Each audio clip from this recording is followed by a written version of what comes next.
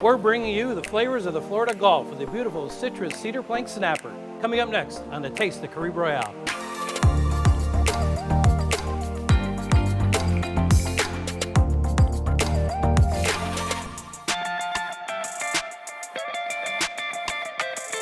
So let's talk snapper. We're in Florida, Florida Gulf, have plenty of beautiful different variations of red snapper. The reason why I put it on a cedar plank is so it doesn't stick to the grill. Easy to serve, and we got a lot of great tips for you when it comes to the snapper and how to prepare it, and also choosing the right snapper for you. We got to get a couple of ingredients ready before we begin. We're going to be utilizing garlic, shallots, fresh cilantro, and olive oil. So I'm going to pull out a few toes of the garlic, show us how to cream that. So I've already cut most of the stems off, but we want to make sure we remove the stems. They're very hard and they get kind of stuck in your teeth. The best way to cut and to cream your garlic is to leave your knife flat. I always put the blade away from me, place the knife on top of the garlic. I'm really going to give it a good smack. Then I slide the knife away. Now the garlic is pretty much already minced, so it's nice and easy to chop. It's effortless, really. I'm going to add kosher salt to it. Kosher salt will act as an abrasive.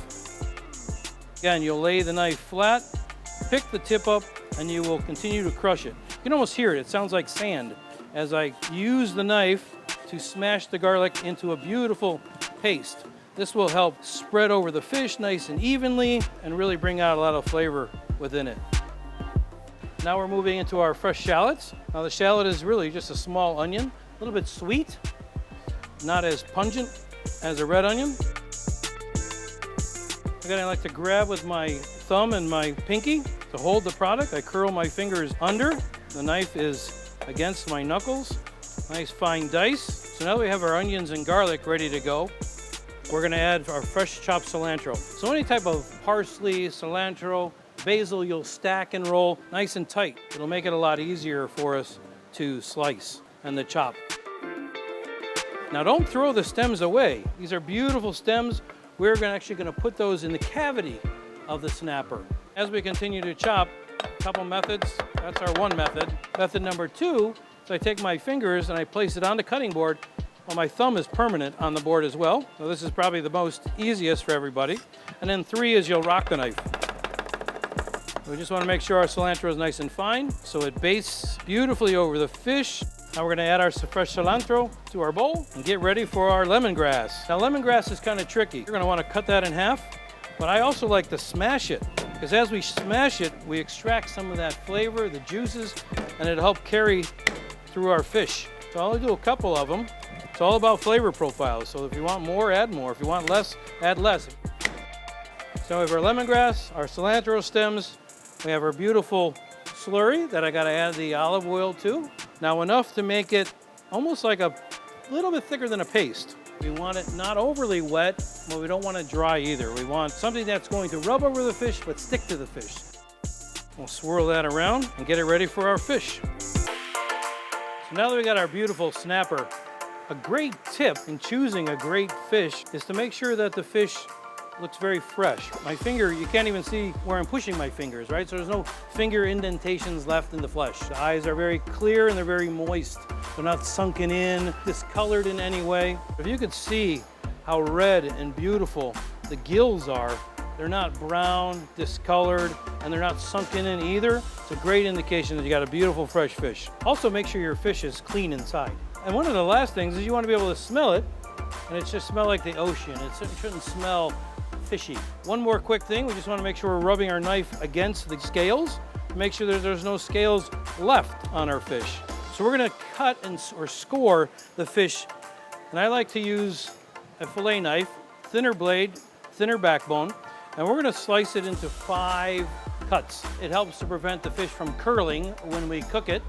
Another one is also portioning. When we go to serve it, it's easier for us to take off pieces of the fish and not really tearing it up. And also by scoring it, our beautiful slurry will help penetrate inside the slices. We're going to turn it over and we're going to do the exact same thing.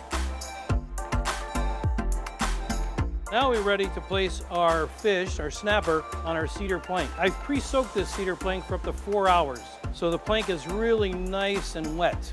Reason why we want to soak it is so when we place it on the grill, it doesn't burn. I'm going to place some oranges down in the bottom. This will help elevate the fish a little bit in order to get some heat to go through it. Makes it easy for me to take off, easier for service, and it still gives that great flavor. I'll use the ends of the orange for the bottom, and I'll use the beautiful center cut of the orange for the top of the fish. I'm going to place them on a cedar plank. We're going to pick up our fish and lay it right on top of the oranges. Now we're going to take our slurry mixture of our cilantro, our garlic, our shallots, olive oil. We're going to place that right on the top, right down the middle. And liberally, we want a liberal amount. Just take your spoon and just lightly push it. Now all this juice is going into our cuts. We're going to take our beautiful oranges, lay them on top. This way, as the oranges cook, it'll melt over the beautiful snapper. It'll form a beautiful, nice glaze. We want to take our lemongrass that we crushed, and we're going to slide that right into the cavity. Nice bunch of our cilantro stems that we had left over. And we're just going to pack that in the center. So when it comes to placing the fish on the grill, we want to make sure we keep our grill around 375 degrees to 400. Check it periodically so you make sure that you're not going to burn the fish.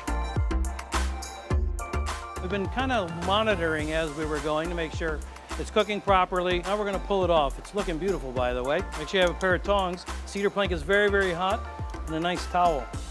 Beautiful. Came out so nice. So as you can see, where we scored the fish, it's open a little bit. All of our juices have gone inside. I threw in a little white wine and some whole butter and just allow it to melt. And we're just going to baste. There you have it, beautiful cedar plank snapper.